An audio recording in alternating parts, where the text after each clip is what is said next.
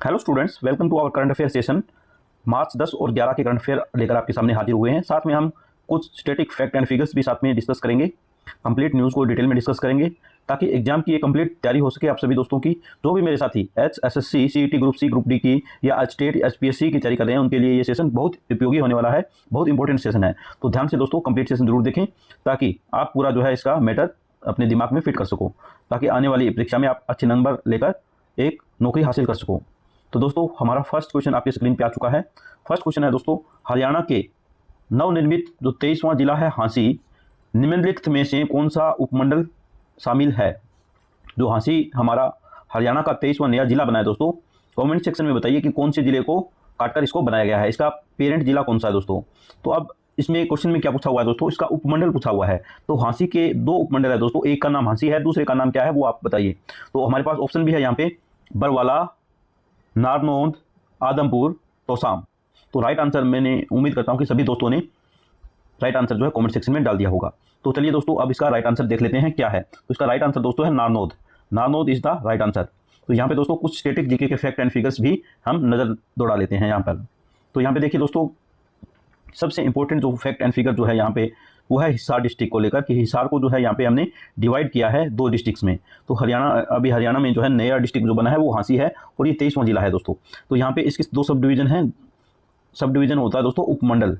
तो उपमंडल इसके दो है दोस्तों, एक हांसी है, एक नारनौंद है। तो ये दोनों आपको ध्यान रखना है। तो ये हिसार डिस्ट्रिक्ट के भी जो दो पार्ट हो गए हैं, अभी दो डिस्ट्रिक्ट बना दिए गए हैं, एक हिसार और एक हांसी।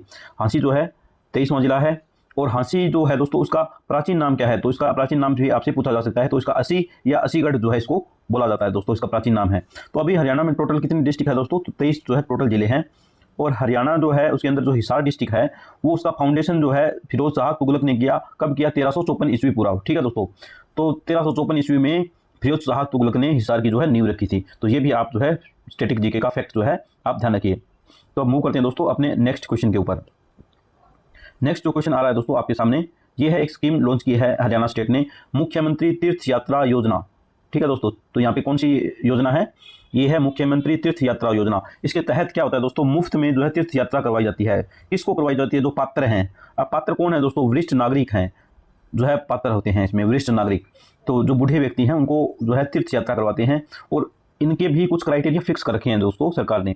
तो इनकी जो परिवार की जो आय सीमा है वो भी यहाँ पे एक क्राइटेरिया माना गया है।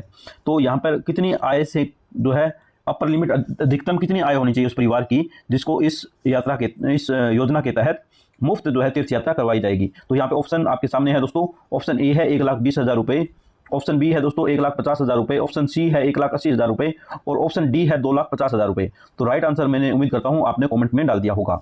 तो अब देख लेते हैं दोस्तों, इसका राइट आंसर है 1,80,000 रुपये। सी, ऑप्शन नंबर सी जो है इसका राइट आंसर है दोस्तों। अब यहाँ पर हम डिटेल में इसको देख लेते हैं। तो सबसे पहले इसकी चेकलिस्ट देखते हैं दोस्तों, इसमें क्या होना चाहिए। वरिष्ठ नागरिक की उम्र कितनी होनी चाहिए? जो 60 साल से ऊपर का होगा उसी को मिलेगा दोस्तों इस योजना का फायदा।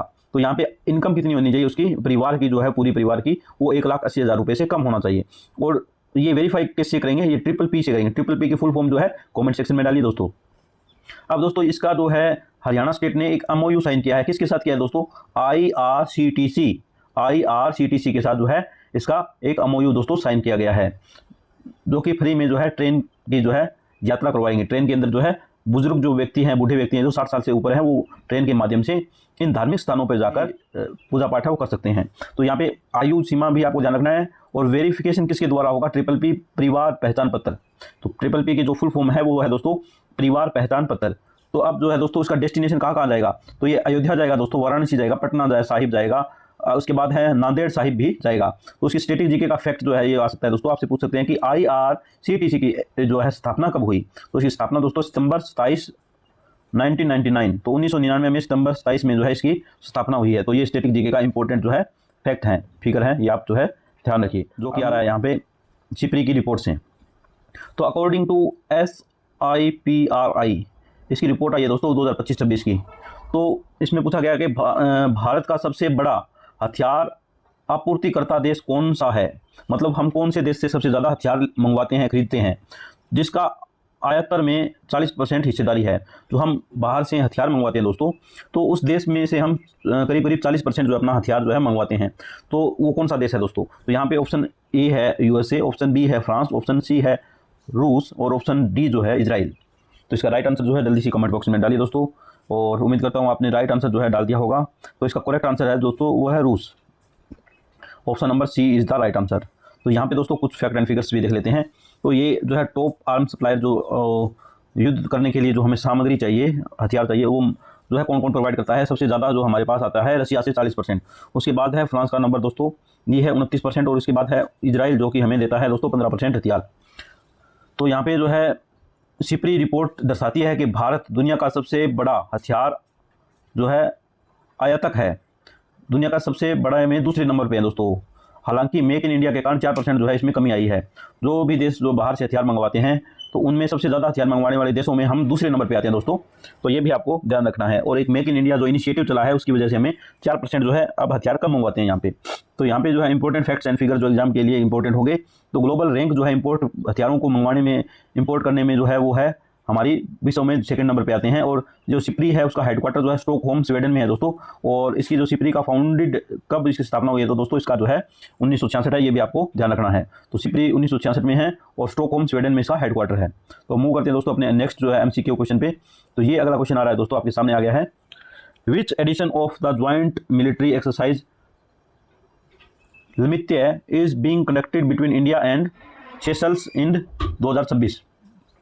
तो भारत और सेशल्स के बीच में एक ज्वाइंट मिलिट्री एक्सरसाइज हुई है दोस्तों, उसका नाम जो है वो है लामित्य है दोस्तों। इसका कौन सा संस्करण आयोजित हुआ है तो इसका जो है कौन सा संस्करण हुआ है दोस्तों, ये 9वां संस्करण है, 10वां है, 11वां है, 12वां है। तो जल्दी से आप कमेंट सेक्शन में इसका राइट आंसर है वो डाल दीजिए। आप देख लेते हैं दोस्तों इसका राइट आंसर क्या होगा।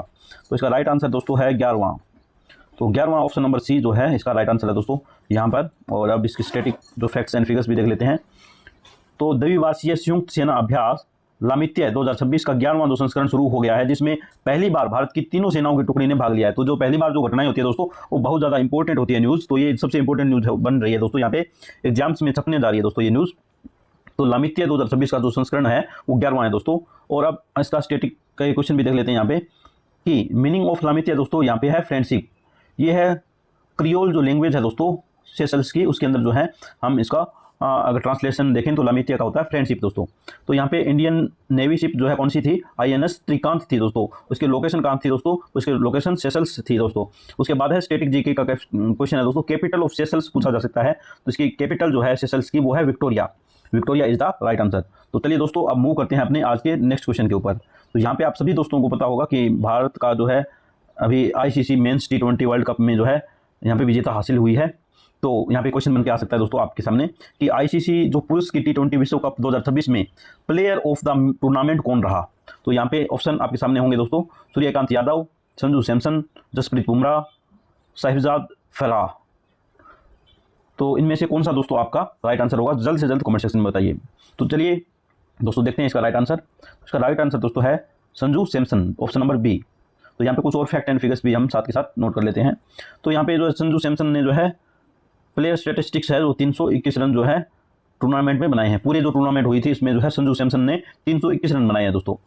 तो यहाँ पे भारत ने अहमदाबाद में फाइनल में न्यूजीलैंड को हराकर अपना खिताब बचाया। संजू सैमसन ने 321 जो रन बनाकर प्लेयर ऑफ द टूर्नामेंट जीता। तो पूरे टूर्नामेंट में जो है संजू सैमसन ने 321 रन बनाए दोस्तों।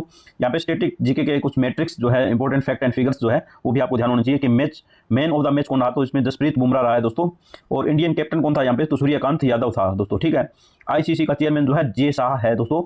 और स्टैटिक जीके का एक है यहाँ पे क्वेश्चन कि ICC का हेडक्वार्टर कहाँ पे है। तो ICC का जो हेडक्वार्टर है वो दुबई UAE में है, ठीक है दोस्तों। तो ये सब कुछ आपको फैक्ट एंड फिगर्स भी ध्यान होनी चाहिए। तो अब मूव करते हैं दोस्तों अपनी नेक्स्ट न्यूज़ के ऊपर। और नेक्स्ट न्यूज़ जो है आप सभी के सामने है लेते हैं। तो ये है कि India assumed to chairmanship of Kimberley process KP in 2026। What is the primary goal of initiative. Bharat ने 2026 के लिए किम्बरली प्रोसेस की अध्यक्षता ग्रहण की, इसका मुख्य उद्देश्य क्या है। तो यहाँ पे ऑप्शन नंबर ए है स्पेस एक्सप्लोरेशन, अंतरिक्ष अन्वेषण, ocean energy, eliminate conflict diamonds, और ऑप्शन डी है सोलर फाइनेंस।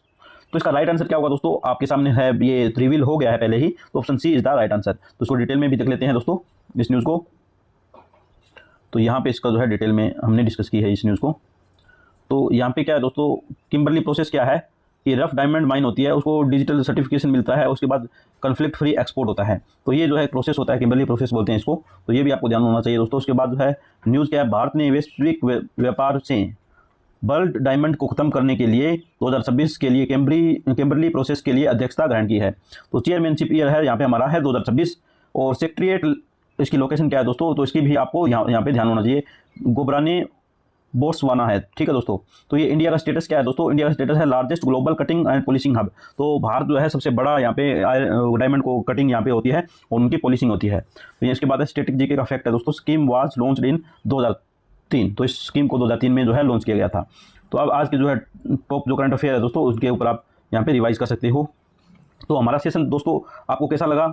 अगर अच्छा लगा है दोस्तों तो वीडियो को लाइक करना न भूलें, और हमारे चैनल पे अगर नए हो तो सब्सक्राइब करना न भूलें, ताकि आने वाली वीडियो का नोटिफिकेशन आपको जल्द से जल्द मिल सके। तो thank you so much guys, have a great day.